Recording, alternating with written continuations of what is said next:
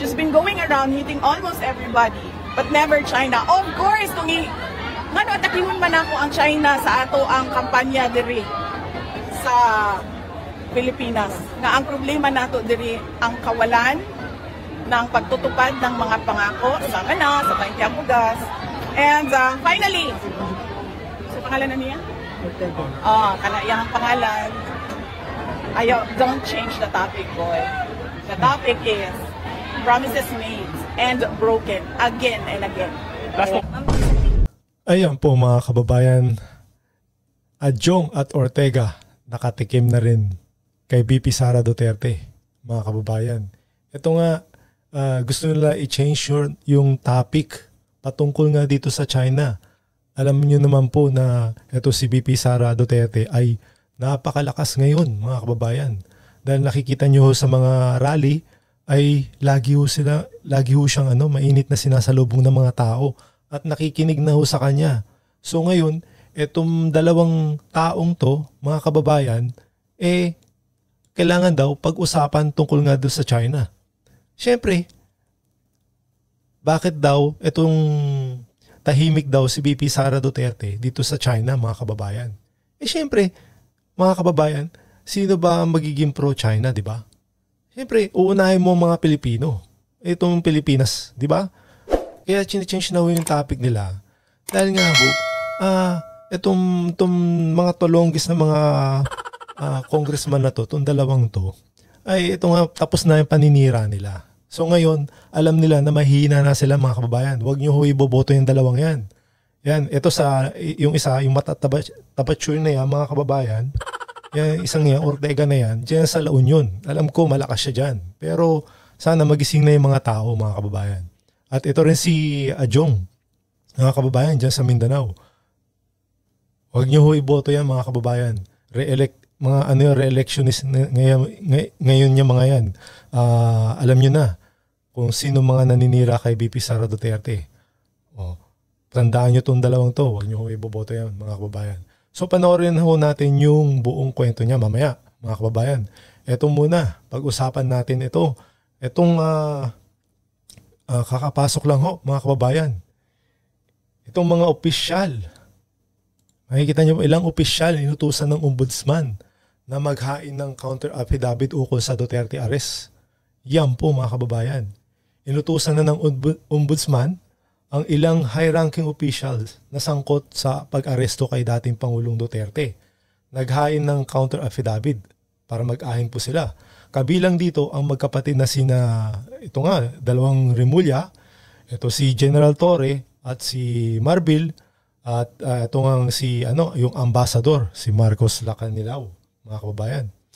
Kaugnay ito ng isinumiting report ni Amy Marcos dito nga sa pag-imbestiga dito sa pagkakaaresto nga kay Pangulong Duterte. Ito yung magandang development kay Pangulong Duterte, mga kababayan. Dahil nga ito ang bilis umaksyon ng ombudsman. Maraming salamat po, Ombudsman Martires, dahil nga dito sa mabilis na pag-aksyon. Kasi nga po, file lang po ng report ni Amy Marcos, Senador Amy Marcos dito sa ombudsman nga po. At umaksyon na ho agad dito. At ito nga, inutusan na itong mga to na ng counter affidavit para ito nga, maimbestigahan na, mga kababayan. At syempre din po, mga kababayan, iginit din ni VP Sara Duterte na dapat managot si Bongbong Marcos, mga kababayan, dahil nga sa pagkidnap sa kanyang amang si dating Pangulong Duterte. Ngayon ay nasa kustodiya ng International Criminal Court. At pinahintulutan po niya na pumasok ang foreign entity at foreign organization para manghimasok sa soberenya ng Pilipinas. Na ito nga ay kumalas na po tayo dito sa ICC. Di ba ho? So panoorin po natin ang kanyang mga sinabi. May mga kapailan po ng reklamo si Senator Amy. May mga secretaries, may mga PNP officials. But you think meron pang mas mataas na dapat managot kung sa nangyari po na pag-hita po kay PRRD? Oo. Dapat talaga managot ang Pangulo ng Pilipinas because he allowed foreign entity, a foreign organization to interfere with our national sovereignty.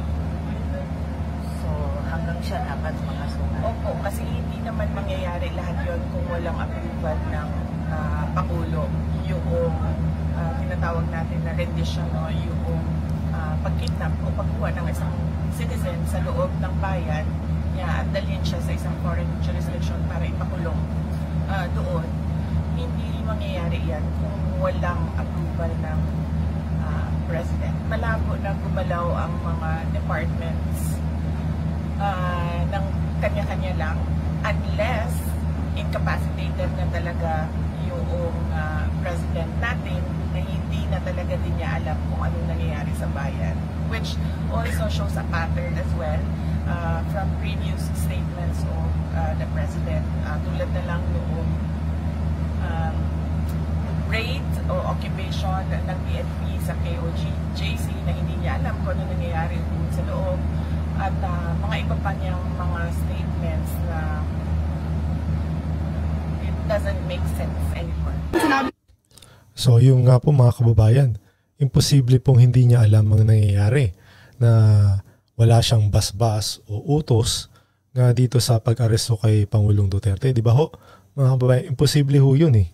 Hindi ho madidinay yun na walang basbas o utos sa pag-aresto kay Pangulong Duterte, di ba ho?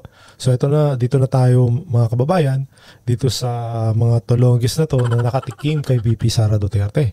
Sa mga ngayon, yung ginagawa ho naman nila, change nila yung topic ngayon sa China dahil nga napakalakas ho ngayon ni VP Sara Duterte.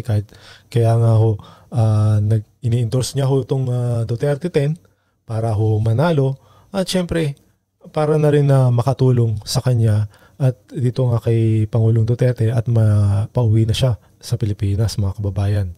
Panoorin po natin. Palas na huwag kang asal bata makasiri doon sa remarks mo na hindi mo ituturo kay BBM kung paano ibababa yung 20 pesos na kilo ng bigas. Kanino galing yan? Claire Castro, yung best friend mo. Sabi ko na nga, diba, huwag na tayo makinig kay Claire Castro kasi isa siyang gigo, garbage in, garbage out. Tama na. Di ka pa ba nakakaintindi, Claire Castro? Yan, garbage in, garbage out. So wala na ho maniniwala sa kanya, mga kababayan, dahil nga itong mga sagot niya pangkanto, mga kababayan, hindi ho pang gobyerno, na dapat ang binabalita ho nila yung magaganda, hindi yung asal pang vlogging lang ho, di ba ho? Vice, tanong ko lang sa local, umaasa ba kayo sa MILF may papangalanan sila or endorse sila from PDP Laban? And nagtataka ba kayo kung hindi sila nagsasalita after PRD na dinala sa Hague? Sino? MILF? MILF? Well, katungod na no sa tanan organisasyon kung unsa ang ilahang pamulitika. Ang importante lang nagkasinabot sila sa ilahang sa sulod sa ilahang organisasyon kung asa padulong ang ilahang mga suporta. Wala ta mamugos bisan ka kinsa. Kita nagapresenta lang sa katauhan kung paunsa sila una magpili og mga leaders base lang sa historical mistakes nato in choosing our leaders, and next is wala sila nabanggit about after your father na straight na vote sa PDP, sa Duterte Senators. VP, according kay Congressman Adyong Salanao po, urge Vice President Sara Duterte to stop her shame campaign against administration candidate and call on a political leader to restore decency, dignity, and civility in the conduct of electoral campaign. Anong reaction mo dito? Okay, pahiram ko sa mga public. Kay Adyong na dito. Adyong, shame campaign against the administration. Called on all political leaders to restore decency, dignity, and civility in the conduct of electoral campaigns. Si Adyong Manggod, produkto manggod niya siya sa warlordism nato diri sa Mindanao. So I don't think he is the proper person to talk about decency, dignity, and civility. Kay ang iyahang pagdaog din ha sa Lanao tungod na sa grip sa ilahang dynasty. So yan o narinig nyo ho. Yan o si Kong Sia Adjong. Alonto Adjong, mga kababayan. Yan, mga pang ano dyan, warlords. Ibig niya sabihin magaling hulang sila sa mga banat-banat, mga kababayan. At ito nga, pag na-corner na sila, wala na sila masabing topic, mga kababayan. Yung mga ganyan, kasi dati yung mga ano yan supported ng mga Duterte. Tapos ngayon, nagsisibaligtaran. Ayun yung mga congressman na, alam yun, walang tawag dito, walang isang salita. Walang isang salita. Ganyan na yan. Kasi politics Kaya kung sino yung malakas, doon sila. Kung sino yung nakaupo ngayon sa gobyerno, doon sila. Ganun sila. Wala tayong pagkakatiwalaan sa kanila, mga kababayan. Next, contrary to her very outspoken nature, House Deputy Majority Leader Paula Ortega, the 5th of La Union on Monday said impeached Vice President Sara had seemingly adopted what may be described as a deafening silence when China made illegal activities in the Philippines, Sandy Cay, which is part of the Spratly Group of Islands. South China Sea. Ito niya ginaistoryahan. Kani si Kuan, isa po ni si Ortega, mura po ni siya o si Adyong. Produkto sa warlord. Si Ortega, maupod na siya si Adyong. Produkto sa warlordism. Kini sa ato ang nasod. So, angay niya na mo-adapt po deafening silence. Wa siya katungod mo abli sa iyang bangka. Where does her loyalty really lie? China or Philippines? From my perspective, it seems she knows nothing in campaign but to engage in political mudslinging, hit PBBM administration allies, but China as her stone-etched template accused Duterte. So, hindi pa obvious nga naako diri sa Pilipinas nagapangampanya para sa mga kandidato para sa ato ang nasod. So, of course, I am pro-Philippines and nothing else.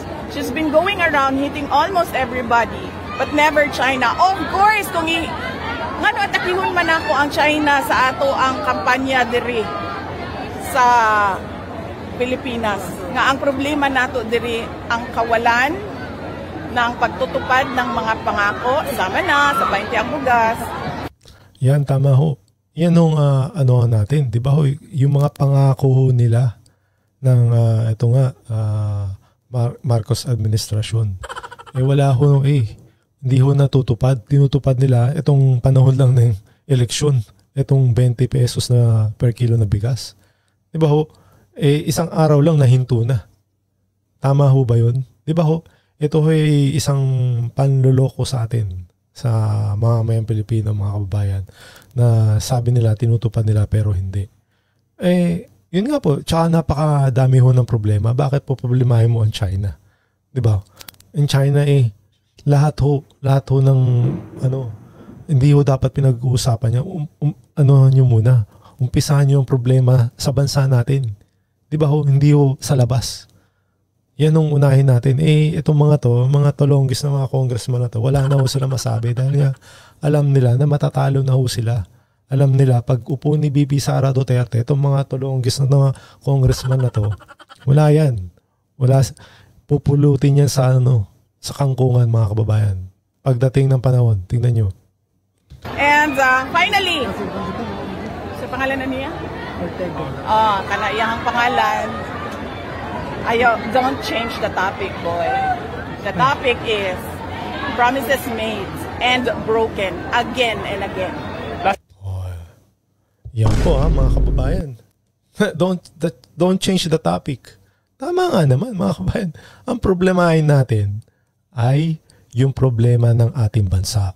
At wag ang China. Out of the topic yan mga kababayan. Ang problema natin, ang problema ng Pilipinas.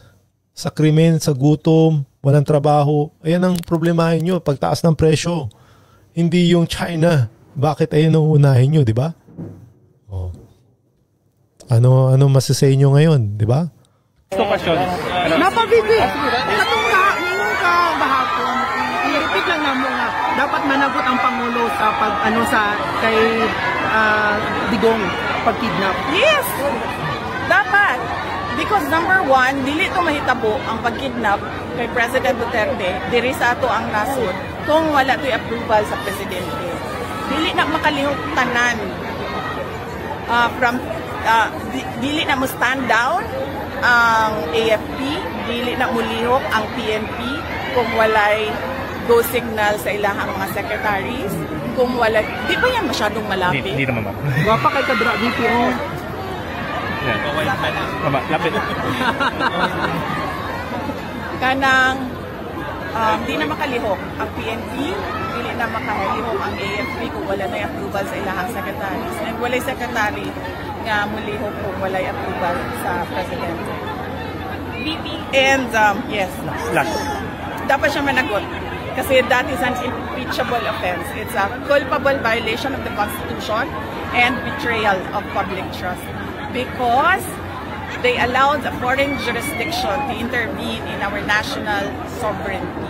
We did not have any obligation to cooperate with the ICC because we already